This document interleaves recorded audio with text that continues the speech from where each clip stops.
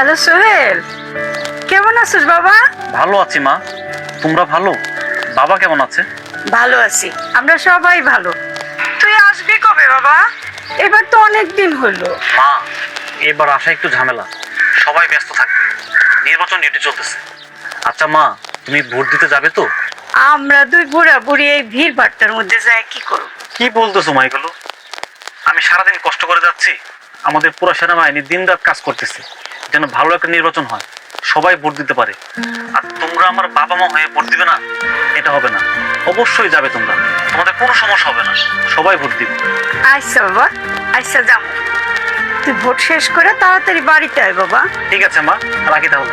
আপনার দেশ আপনার অপেক্ষায়, আস্থা ও বিশ্বাসে